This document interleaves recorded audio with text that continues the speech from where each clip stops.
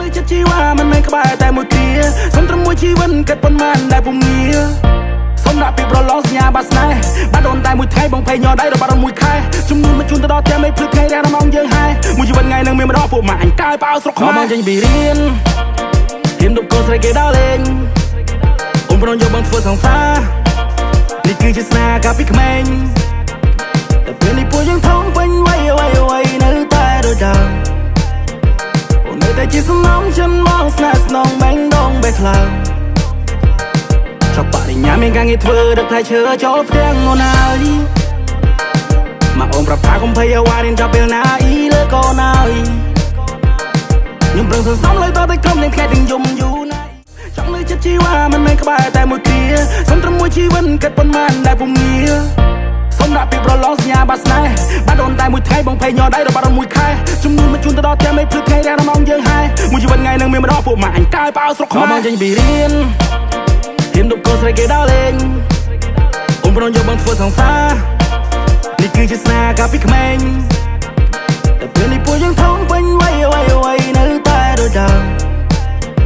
អូននៅតែជាសំណងចិនមកស្នេហ៍ស្នងបែងដងបែកខ្លាំងបរិញ្ញាមានការងារធ្វើដឹកផ្លែឈើចូលផ្ទាំងអូនហើយ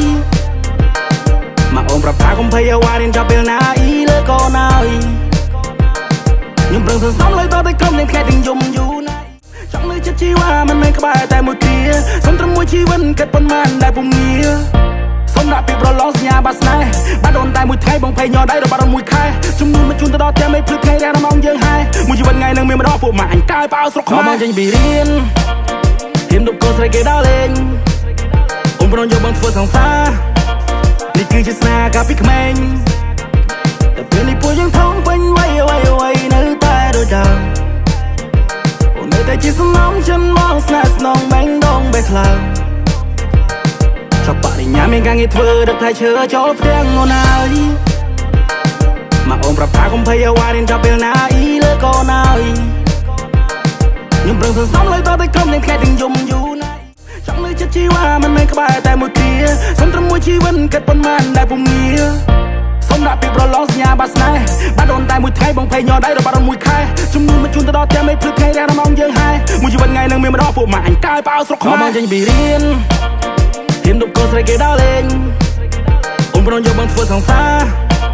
នេះគឺជាស្នេហ៍កាលពីក្មេងតែពេលនេះពួកយើងធំពេញវ័យនៅតែដូចដើមអូននៅតែជាសំណងចិនមកស្នេហ៍ស្នងបែងដងបែកខ្លាំងបរិញ្ញាមានការងារធ្វើដឹកផ្លែឈើចូលផ្ទាំងអូនហើយមកអូនប្រាប់ថាកុំភ័យអ្វីរៀនចាប់ពេលណាអ៊ីលើកូនហើយខ្ញុំប្រឹងសន្សំលើតតែក្រុមទាំងខែទាំងយំ